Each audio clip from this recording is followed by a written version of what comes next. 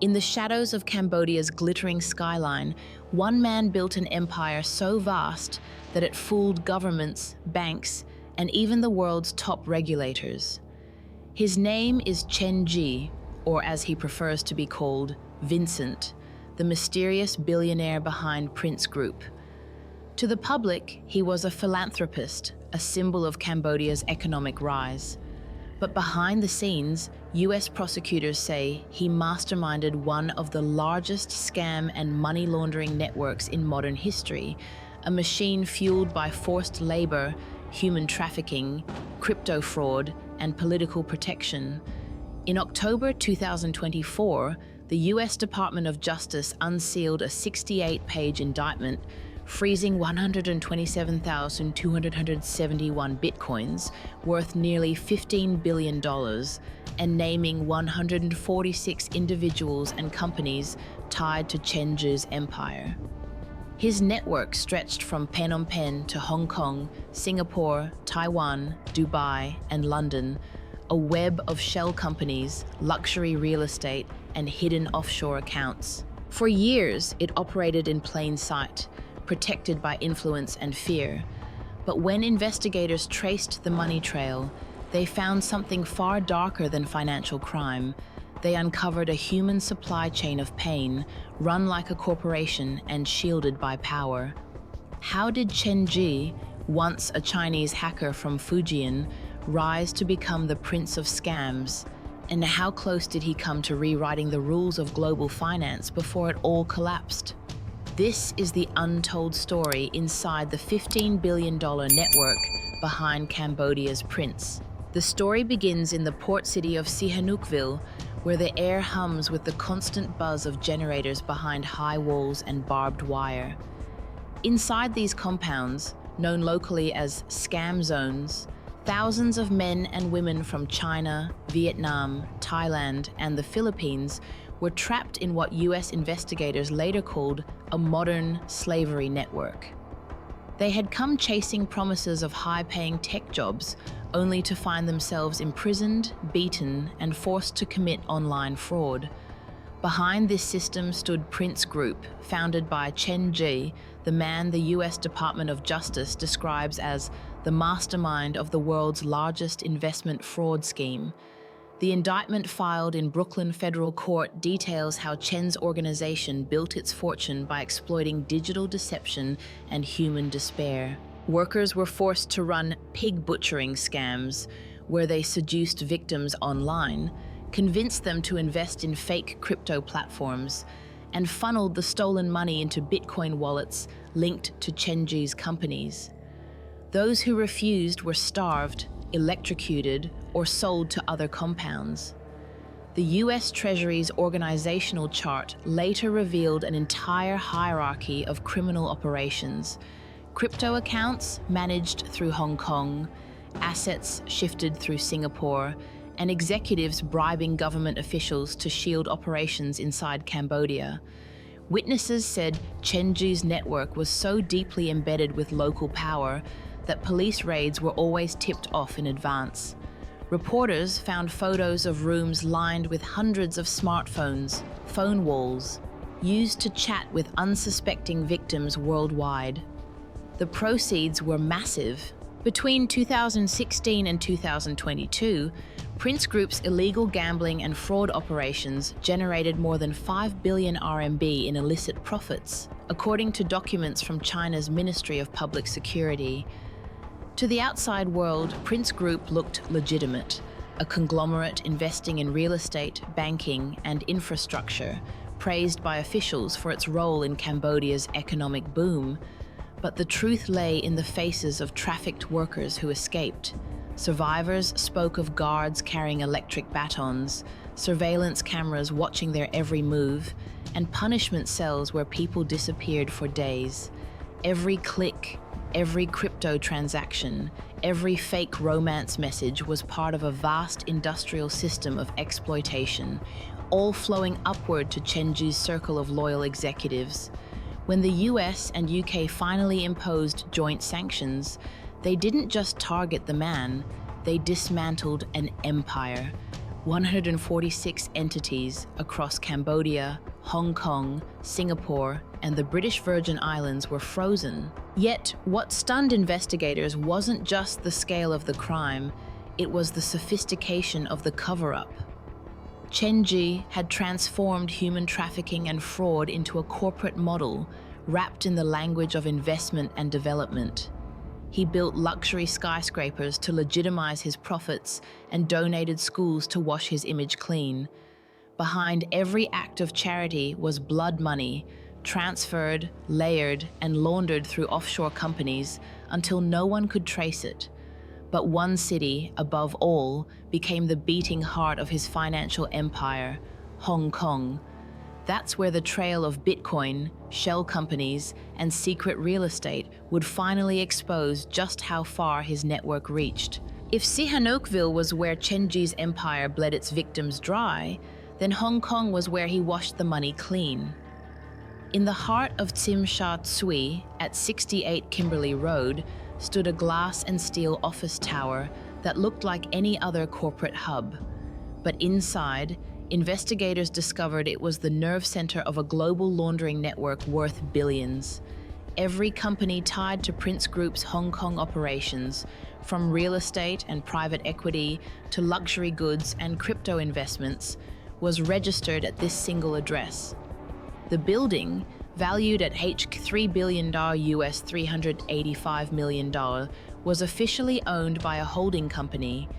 Yet, HK01's registry search revealed the truth. Chen Zhi himself was the hidden owner. He had acquired the building in 2018 through a web of offshore entities, using share transfer loopholes that concealed his identity from public record. This building became the headquarters of Hong Kong Prince Group Holdings, along with multiple shell companies bearing names like Mighty Divine Capital, Cheer Capital, and Hing Seng Limited. One name kept appearing in corporate filings: Zhou Yun, Chen Zhi's trusted lieutenant, later sanctioned by the US for managing his offshore assets. Zhou founded a series of firms under the Mighty Divine brand, spanning securities, insurance, and private equity, all headquartered at Kimberley Road. When HK01 reporters tried to visit, they were met by 3 security guards in the elevator lobby who immediately blocked entry. "No interviews, no exceptions," one said flatly. It was clear this building wasn't an office, it was a vault. From that vault, Chen Zhi controlled 3 Hong Kong-listed companies: Geotech Holdings, 1707, Kuhn Group, 0924, and FSM Holdings, 1721. Each had once been a legitimate engineering firm before being taken over through backdoor listings, a tactic allowing new owners to assume control without public scrutiny. After the takeovers, their business models changed overnight. Instead of engineering projects, they began investing in Cambodian real estate, luxury brands, and mobile gaming, industries perfect for moving large sums of untraceable money. At Geotech Holdings, Chen Zhi appointed himself as chairman and executive director, holding 54.79% of shares. He then inserted Chu Dong, a fellow Prince Group executive who used multiple passports, including one from a Central American island nation, as a director. Q, also sanctioned by the UK, resigned in mid-2024, citing personal matters.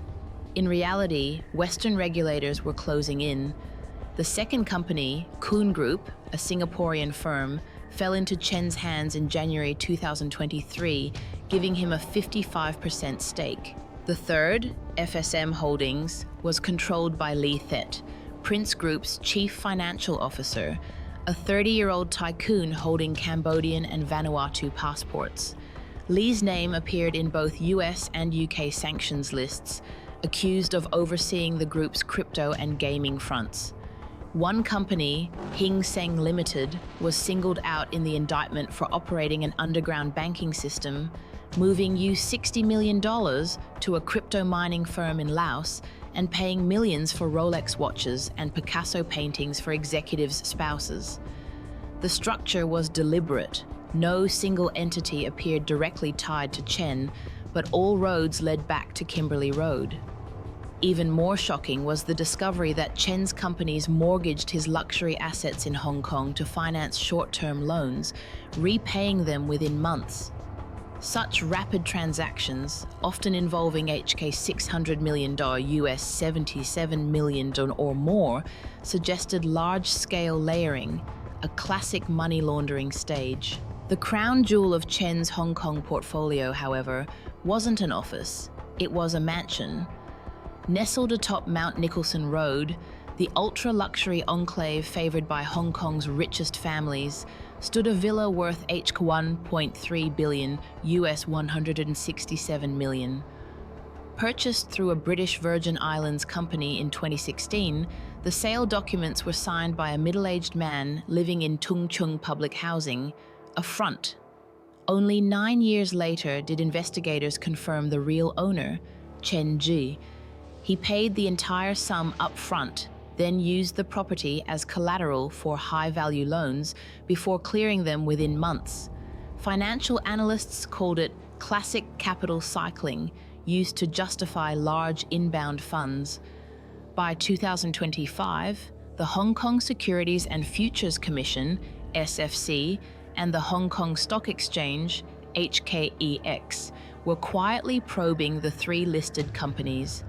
Officials refused public comment, but insiders confirmed inquiries began after US and UK sanctions named Hong Kong entities linked to Prince Group. Still, local law enforcement faced limits. Chen Zhi had never set foot in Hong Kong since 2021, and without his physical presence, the investigation stalled. From Sihanoukville's barbed wire compounds to Mount Nicholson's billion-dollar villas, Chen Zhi's dual life represented a stark contrast, a public philanthropist and a private manipulator of global finance. His use of Hong Kong's corporate ecosystem was more than laundering. It was a reinvention of crime through legitimacy. But Hong Kong was only one layer. The deeper the investigators dug, the clearer it became that Chen Zhi's reach extended far beyond Asia, to the heart of an empire that somehow owned half of Cuba's national cigar monopoly. When investigators began tracing Chen Zhi's money trail beyond Hong Kong, they stumbled upon a transaction so improbable that it stunned both law enforcement and the luxury industry. In 2020, a Hong Kong-registered company named Allied Cigar Corporation Limited quietly purchased 50% of Habanos SA, the world's largest Cuban cigar distributor, in a deal worth $1.04 billion HK $9 billion. The other half of Habanos remained under Cuban state control, giving the unknown buyer unprecedented influence over one of the communist nation's most valuable exports. For years, no one could identify who controlled Allied Cigar, until Swedish police filings in 2025, combined with US and UK sanctions documents, finally exposed the man behind the curtain, Chen Zhi. The discovery sent shockwaves through the global tobacco industry. Habanos was no ordinary company. It was the official supplier of luxury cigars like Cohiba, Monte Cristo, and Romeo y Julieta, exporting to over 150 countries and generating billions in foreign revenue for Cuba's socialist government. By acquiring half of it, Chen Zhi effectively inserted himself into the financial bloodstream of a communist state, leveraging one of the world's most prestigious brands to clean his empire's money. But the paper trail revealed something even darker. The transaction was brokered through Macau's underworld. Among the original directors of Allied Cigar were Chi Yu King Yan, the chief financial officer of Sun City Group, and several associates of Alvin Chow, the junket king who built Macau's VIP gambling empire. Chow's casinos once handled billions in cash for Chinese high rollers, often skirting mainland regulations. In November 2021, Alvin Chow was arrested for illegal gambling and money laundering, but by then, his financial channels had already been absorbed by Chen Zhi's offshore network. Allied Cigar changed its directors multiple times, shifted its registration address, and was eventually dissolved in June 2021, leaving behind a labyrinth of 7 offshore entities spanning the British Virgin Islands, the Cayman Islands, Hong Kong, and Spain. Each company existed only on paper, masking the true owner. Another name appeared repeatedly in these structures: Chi Ping Shun, a man who simultaneously served as director for both Allied Cigar and Asia Uni Corporation, a holding company that owned the commercial building at 68 Kimberley Road. Asia Uni's registry listed Sheng Haoran, another Chen Zhi proxy, as co-director. By the time reporters visited Asia Uni's new address at China Resources Building, Wan Chai, the office was empty. No desks, no computers, only the remnants of the previous tenant.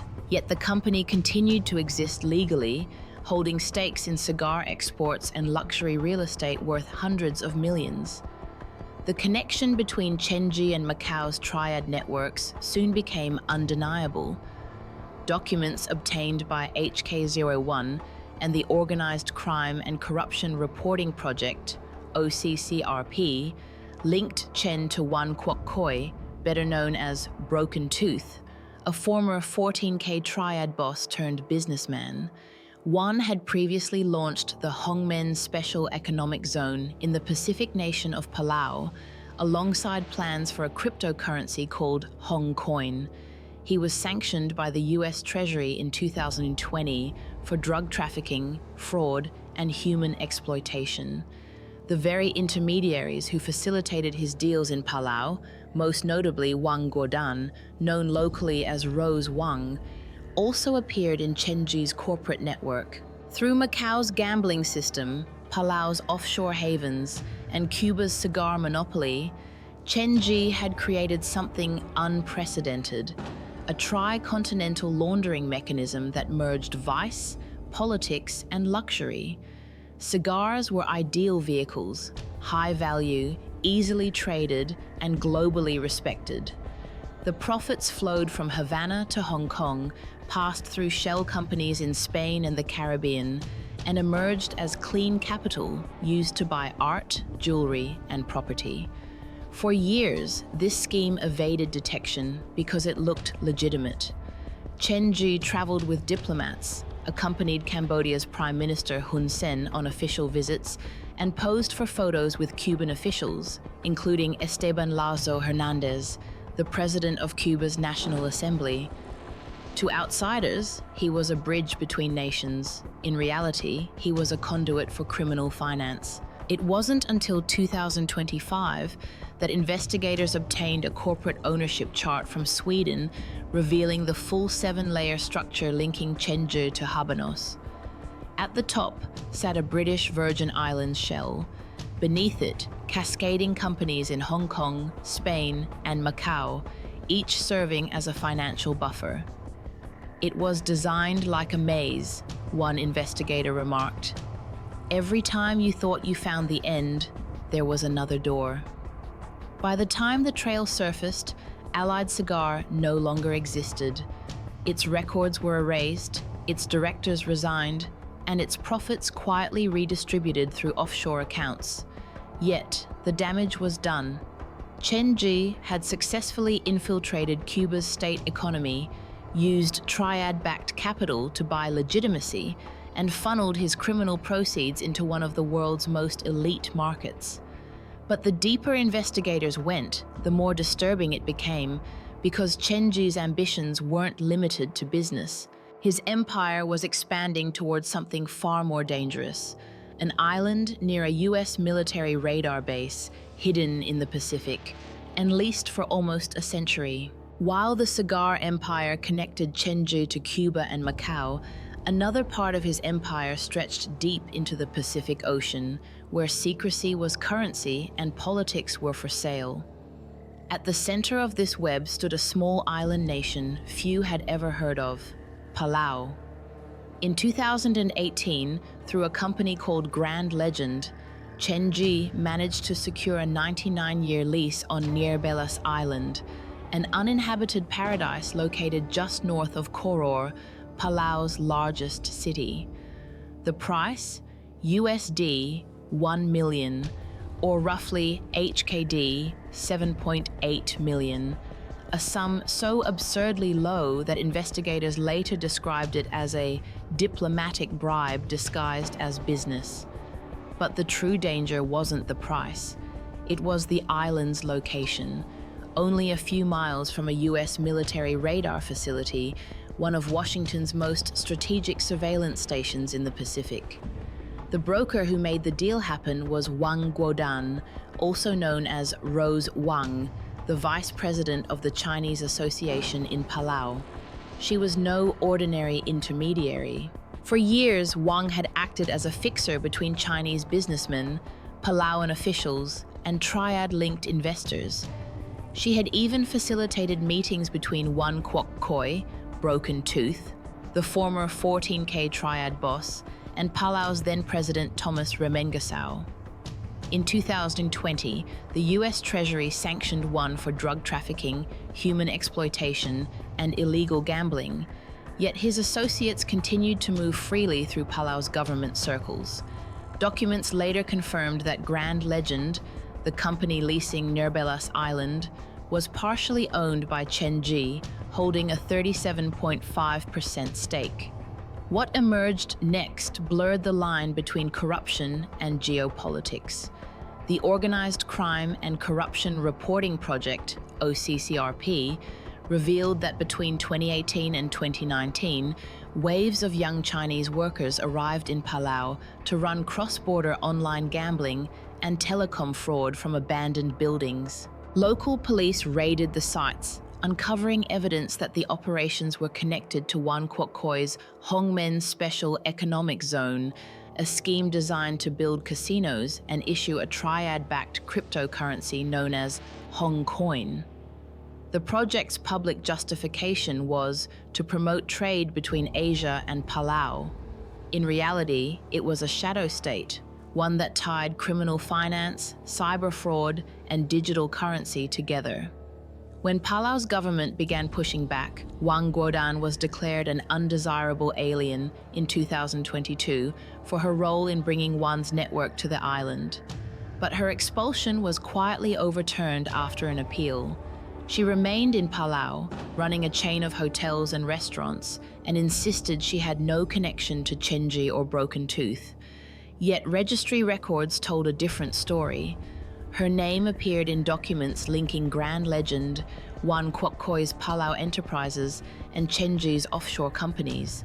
To the public, Chen Zhi presented himself as a global businessman. He joined diplomatic delegations, attended summits, and in 2022, accompanied Cambodian Prime Minister Hun Sen on an official visit to Cuba, where they met Esteban Lazo Hernandez, the president of Cuba's National Assembly. He was also officially recognized as a senior advisor to the Prime Minister of Cambodia. Through that title, Chen gained access to Cambodia's ruling elite, including the Hun family and Interior Minister Sar Keng. His group built schools, donated hospitals, and launched charity drives under the Prince Foundation, creating an image of benevolence that masked the atrocities occurring inside his scam compounds in Sihanoukville and Phnom Penh. Behind those philanthropic facades were barbed wire factories of misery. The Jinbei Casino and Jinyun Technology Industrial Park, both owned by Prince Group, were named in multiple Chinese court verdicts as sites of forced labor and cross-border fraud. Thousands of victims were held in walled compounds, their passports confiscated, forced to work 12-hour shifts scamming foreigners online. Each compound was wired with surveillance systems and managed by armed guards, while Chen Zhi's executives, including Chu Dong and Li Thet, ensured the profits flowed into Hong Kong and Singapore. Yet Chen's reach extended beyond money. It touched politics itself. The US Department of Justice indictment revealed that Chen and his associates had bribed officials in multiple countries, including China, to gain advance warnings before raids. They also exploited diplomatic immunity by attaching their enterprises to Cambodia's government projects, ensuring that Western investigators faced legal roadblocks when pursuing evidence. In the eyes of his supporters, Chen Zhi wasn't a criminal. He was a national investor bringing foreign prosperity. In truth, he was financing a network that preyed on the same nations he courted. When US intelligence analysts mapped the network, they found a chilling pattern. Chen's entities consistently bought property near sensitive Western infrastructure, from London's 10 Fenchurch Street, close to the Bank of England, to Ngerbelas Island, a stone's throw from an American defense outpost. It was as if every deal had a dual purpose: profit and positioning. One investigator summarized it simply: he wasn't just laundering money, he was laundering influence. By late 2024, the illusion began to crumble. The sanctions, the indictments, the asset freezes, they tore through Chen's empire like cracks through marble. But behind the billionaire's suits and offshore paperwork lay a story few expected. Before he became Cambodia's prince, Chen Zhi was a fugitive hacker, a man who escaped China with nothing but a laptop and turned digital crime into global power. Before the world knew him as the billionaire prince of Cambodia, Chen Zhi was just another restless young man in Fujian province, China, running an internet cafe and dabbling in online gaming. Born on December 16, 1987, Chen grew up fascinated by computers, spending hours studying how to bypass game servers and manipulate virtual economies. By his early 20s, that curiosity had turned into something darker. In 2010, Chinese police uncovered a large-scale hacking operation targeting private game servers, underground platforms where gamers could play pirated versions of online titles. The group specialized in cyber extortion, demanding a cut of server revenues in exchange for not crashing them. Court documents from Hubei, Jiangsu, and Chongqing describe a web of hackers who earned over RMB 100 million by selling stolen digital assets and threatening rival networks. When the crackdown came in 2011, one of the principal offenders vanished. His name was never officially published, but years later, investigators discovered that the missing hacker had reappeared in Phnom Penh under a new identity, Chen Zhi. Fleeing China, Chen sought refuge in Cambodia, a country with minimal digital oversight and a government eager for foreign investors. By 2014, he had obtained Cambodian citizenship, and within a year, he founded Prince Group.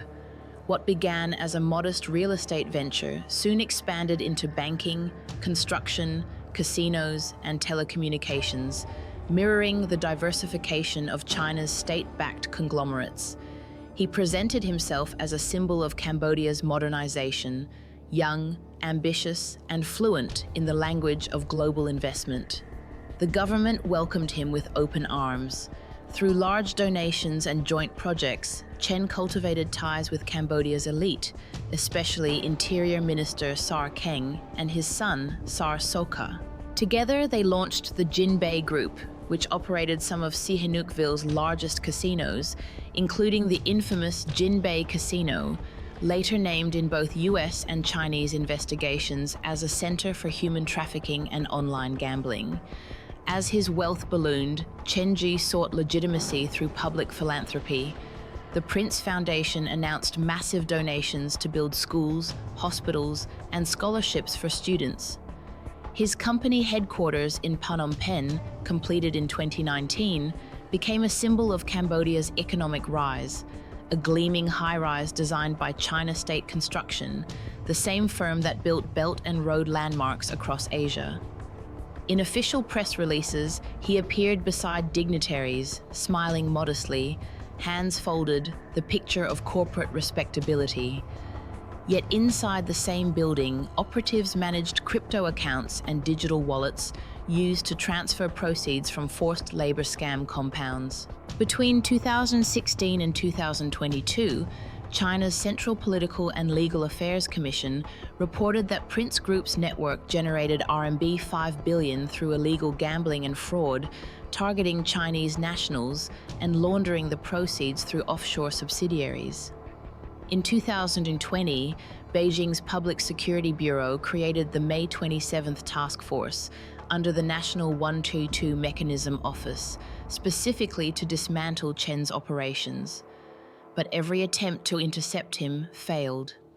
US prosecutors later revealed why. Chen's organization had bribed officials within China's Ministry of Public Security and even the Ministry of State Security, gaining advance warnings before raids. Whenever Chinese police prepared to move in, the compounds emptied overnight. By 2023, Chen's wealth was spread across continents. In Taipei, he secretly purchased 11 luxury apartments at the Peace Palace, worth over NTD 3.8 billion, US 124 million. In Singapore, his family office, DW Capital, claimed to manage SGD 60 million, US $46 million in assets, while executives like Chen Zhi, later sanctioned, served on the boards of companies linked to the state-owned Temasek Holdings. In London, he acquired 10 Fenchurch Street, a commercial building valued at 100 million US $134 million through an offshore subsidiary. And in Dubai, his associate Zhu Zhongbiao purchased 29 properties, including 16 luxury apartments in Dubai Creek Harbour, using proceeds traced back to Cambodian casinos.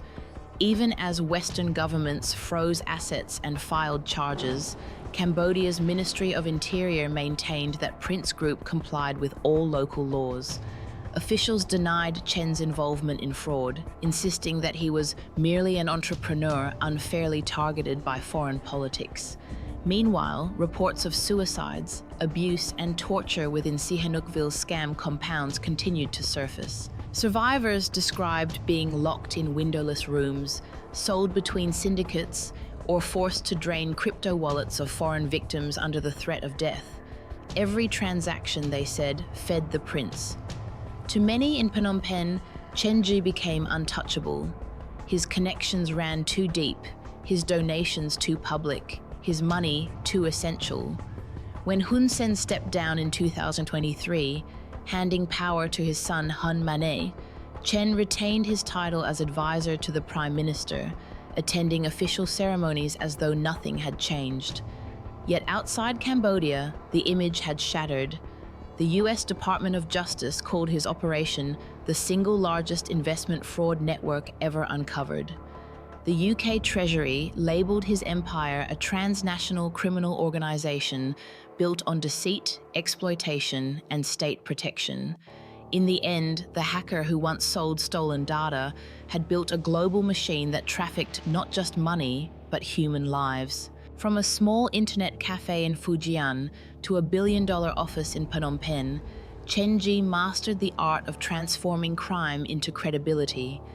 And while the world now knows his name, the scars of his empire remain across Cambodia's coastline, in the silent rooms of Sihanoukville, and in the digital shadows where his networks first began. From the crowded streets of Phnom Penh to the quiet halls of London's financial district, the story of Chen Zhi reads less like a scandal and more like a blueprint, a warning about how global systems can be manipulated by a single man with enough money, power, and protection. The $15 billion frozen by the US Department of Justice is just a fraction of what investigators believe he truly moved through shell companies, casinos, and offshore accounts. For years, he operated in plain sight, praised as a visionary, honored as an advisor to Cambodia's prime minister, and celebrated by media outlets that never questioned where his fortune came from. Behind every donation, every skyscraper, and every smiling photograph was an empire built on fraud, suffering, and fear. The world saw a billionaire, not the thousands of victims whose lives were shattered inside scam compounds, or the workers who vanished behind barbed wire walls. Governments, banks, and international watchdogs all played their part in allowing Chen Zhi's rise. But once the walls of his empire began to crack, what emerged was not just a criminal enterprise, it was a mirror reflecting the darker side of globalization itself.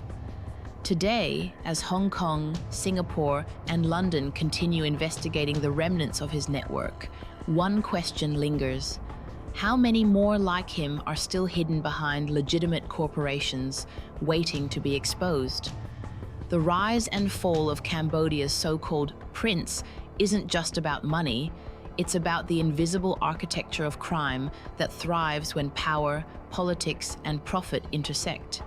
This was inside the $15 billion scam network behind Cambodia's prince.